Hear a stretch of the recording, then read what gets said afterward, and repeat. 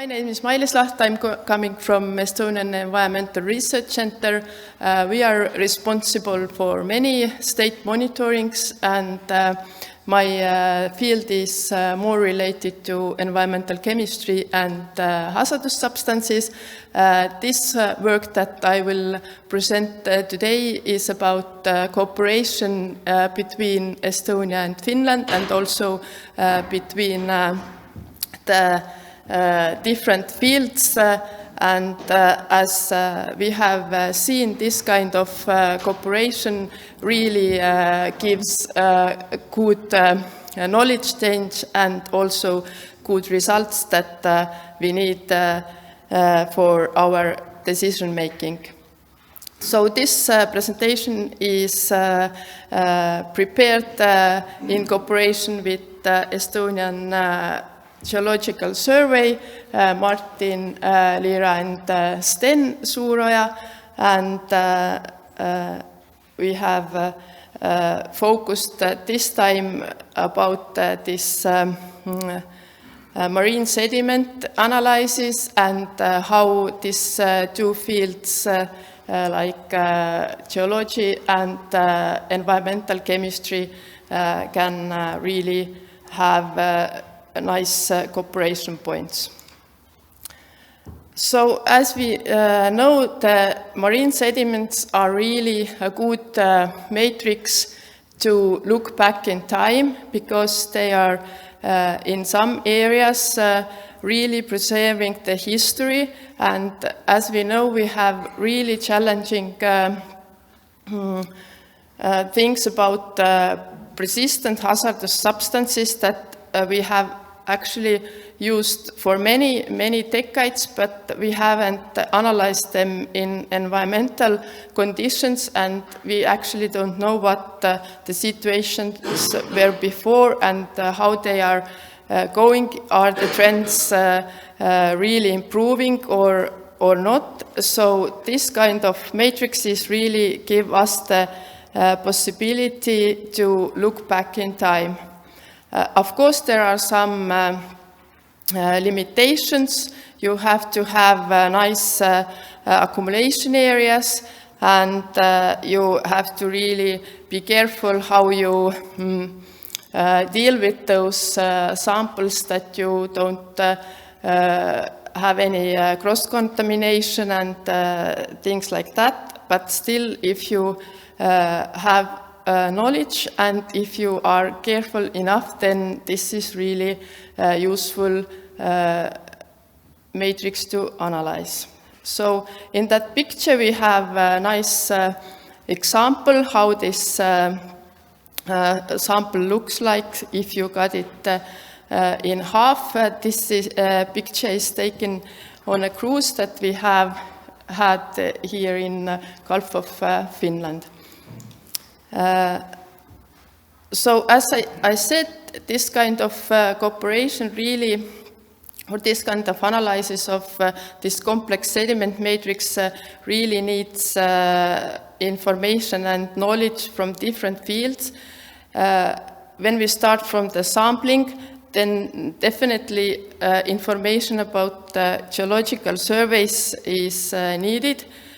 Because they know where the really good accumulation areas are for the sediments, how really sample those kind of sediments, and they have also this specific equipment that maybe is not so common for the regular monitoring in environmental matrices. So, but in the other hand, you have to know what kind of chemicals or substances you want to analyze and how they are behaving in an environment, so where to look them in the environment. When you put those two things together, then you have already really a nice starting point and you can take your sample.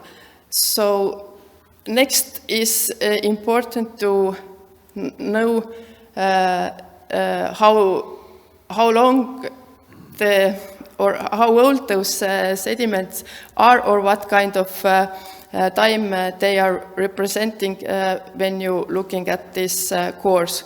So dating is also something that geological surveys are focused on, and where they are really good, and where this kind of knowledge is coming.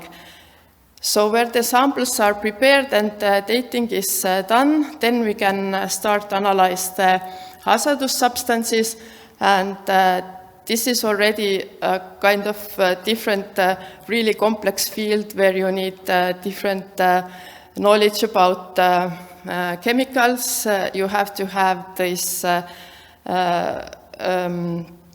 equipment, also the quality control systems in place, that you really get the results that you're looking for. So here we have now combined those two fields nicely together, and get some nice results that I will present a bit later. But before that, I jump to this nice cooperation that we had with Finland, and the knowledge change about those two fields, that we had this nice cruise on Aranda last year in October, where we discussed different possibilities for cooperation, and also took samples together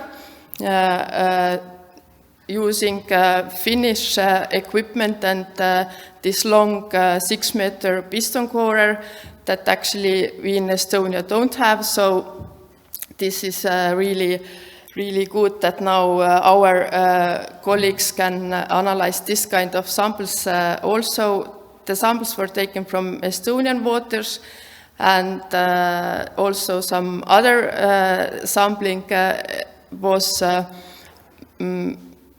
nicely done, and these samples are also now in further analysis. And I think this kind of cruise was really useful, as we had nice discussions, but still we had also the practical work, and you could see many things, and also discuss really like detailed points about samplings or other things that are related to this kind of work.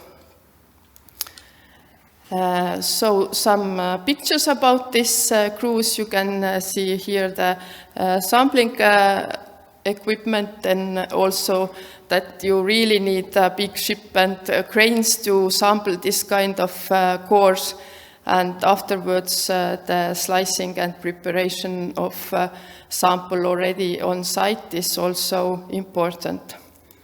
So here are the nice colleagues that took part of this cruise on board of Aranda. So thank you all, and hopefully we will have this kind of events also in the future.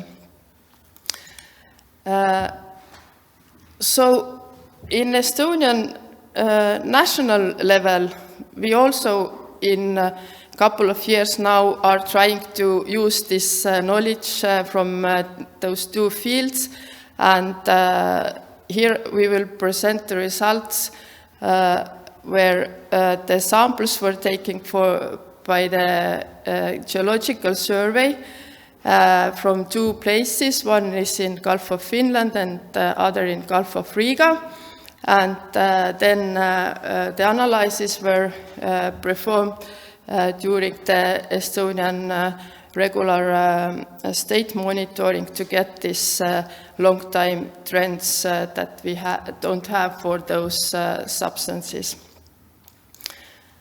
So first, from the results, I will show the trends in total nitrogen and organic carbon that really show that those samples were taken in a steady accumulation area. And we will move on to the heavy metals that are really analyzed maybe for a longer time, but still they are a nice background to see how they are behaving in an environment. So we can see that the sedimentation rates in those two areas are really different. So 1 centimeter in Gulf of Riga actually represents much longer time than in Gulf of Finland, but still you can see that peaks, example for the cadmium, are really in the middle of 60s and 80s, so the time frame is quite the same, and now the levels of heavy metals are going down, so we have done something right, and our measures to protect the sea is actually working quite nicely. Here two examples more about lead and copper.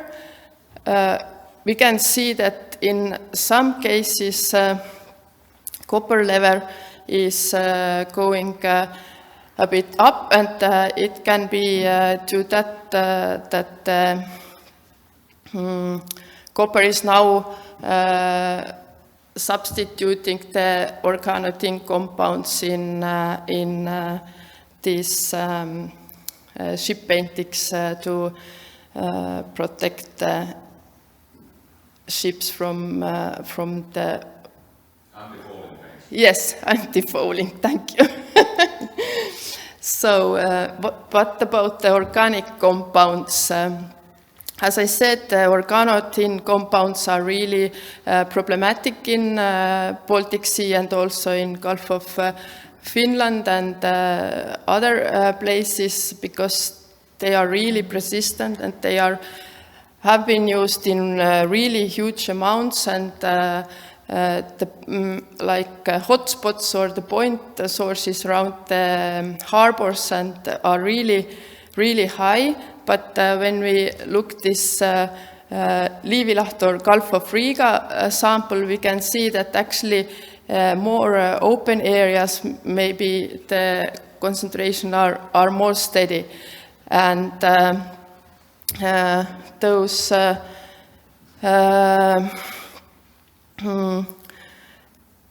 like upgoing trends can be due to that actually we have had some huge infrastructural construction going on in the area that samples were taken, or in the same area. So sometimes, and as we don't have so many comparison to see what are actually the reasons behind that, this is just a starting point, or we will see what other data will show us why those things are going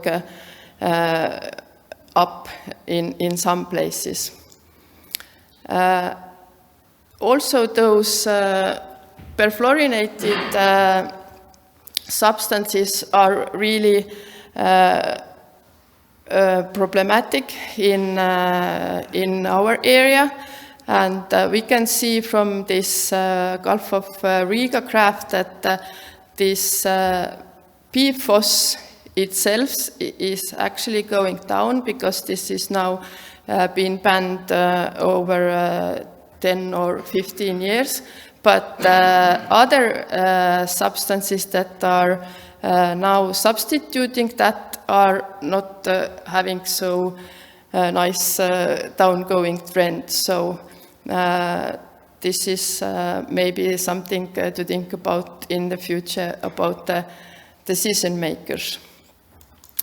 And to conclude, I think this kind of cooperation is really, really useful, and we should encourage that in the future. And as the marine geology does not know the borders, and also the waters don't know the borders, so we really need to think how maybe we can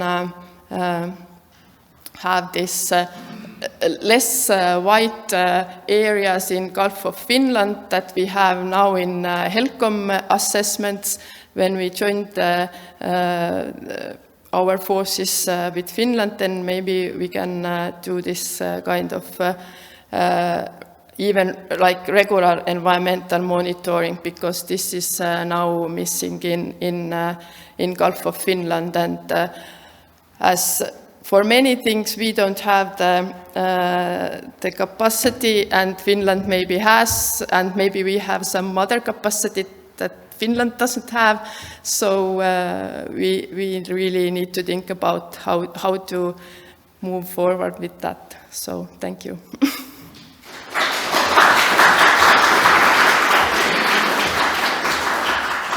Thank you very much, Mailis. The point of your talk is like the point of Estonian foreign policy: never ever alone again. Yes. Any burning questions?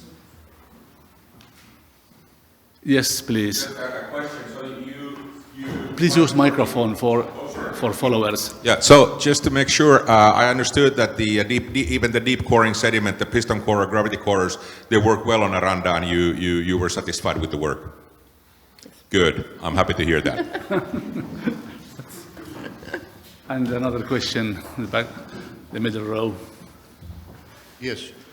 Are there plans to include radionuclides in the monitoring program, radon and radium? Sorry? Are there plans to include radionuclides in the monitoring program? I mean radium and radon. Radionucleotided monitoringus. Radionucleotided. I think they are, but they are not in the sediments. Yeah, they are analyzed in the fish and in the seawater, but not in a sediment. But I don't know about that, so sorry. It might be handy to have them as well. On the Finnish side, there has been quite some work done in the past. Yeah. And this is also a good point for the Finland collaboration, given the expertise in Finland. Yes, thanks again. There is again a lot of opportunities and needs for the future.